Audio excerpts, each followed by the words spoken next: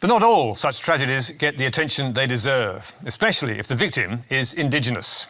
A woman has died in an alleged domestic violence incident in the remote community of Lajamanu, south of Darwin. Police were called to a local medical clinic yesterday evening where a large crowd had gathered. The victim in that ABC News report last month, who was neither named nor pictured, was a 42-year-old Indigenous woman killed by her partner of more than 20 years in a town 870 kilometres south of Darwin. But she was just one of many in the Northern Territory whose deaths have gone under the radar, with Assistant Police Commissioner Travis Worst revealing that the Territory is experiencing a domestic violence crisis. 7 matters being investigated by the Northern Territory Police as domestic homicides since 1 June of this year. The Northern Territory cannot accept 1 death, let alone 7 matters being investigated. That plea by Travis Worst was reported on Sky and the ABC and others in the media and made the front page of the NT News next day. 7th alleged domestic violence death in 4 months. We need to do better. But did it manage to capture the national attention? Short answer, no. The following day, Australia's Domestic, Family and Sexual Violence Commissioner, Michaela Cronin, put out a press release to say she was horrified and we should be outraged.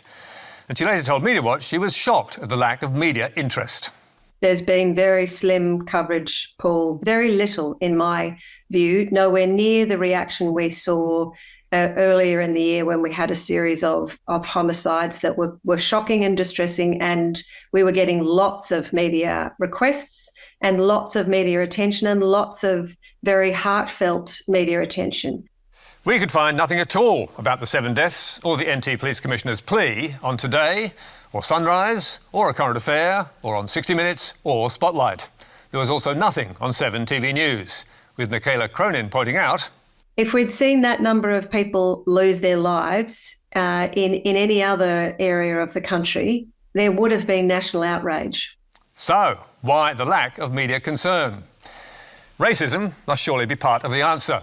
Some, maybe many, white viewers don't care if Indigenous people are being murdered, or at least that's how it appears to people on the front line. The women that I speak to who work in those communities, those Aboriginal and Torres Strait Islander organisations in Indigenous communities in the Northern Territory, are very distressed about what they feel like is being ignored by the rest of the country and the media, and that they don't get attention when their women die. But there are also some difficulties. For these stories to attract national attention, the media need to be able to humanise the victims with names and photographs and quotes from people who miss them, as they did in the cases of Hannah Maguire, Tatiana Dokataru and Alice McShearer. Journalists in the NT tell us that Indigenous family members are often reluctant to speak to the media and may not want names and photographs being published for cultural reasons. So, if these deaths are reported at all, it tends to be with file vision, exterior shots of local courthouses, or wide shots of dusty, remote towns. And it is the same online. Out of the 7 domestic violence deaths in the NT since June, we could not find a single one reported with a name or a photograph of the victim. The NT is also huge, and journalists are thin on the ground, so that adds another degree of difficulty. But Michaela Cronin says the media can and should do better.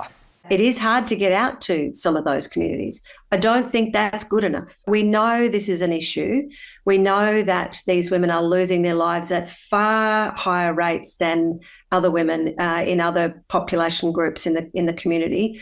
This is not new. We can find ways to report respectfully on what is a horrific spate of deaths. One way is to find friends and family who do want to talk to the media. And it is not impossible, as Nine's Darwin News reporter Hannah Taylor showed with this report in June. Today sitting empty in Coconut Grove, the site of a tragedy that's left family and friends devastated. She was a beautiful young woman. She was very friendly, that had lots of friends, and she was very kind. And she's a mother of 3. Blake Carter among those grieving. The body of his friend, a 36-year-old woman, discovered at the block of flats on Saturday. A human being you can't replace. Simple as that. That was a powerful story, which did hear from friends and family and did humanise the victim. But it still failed to make the national media. or spark weeks of headlines and rallies around the country. And many other deaths go unmarked. The sad truth is that when a woman is killed by her partner, and it's happening at least once a week, her death has a much better chance of being branded a national disgrace if she is young, good-looking and white. And that in itself is also a national disgrace.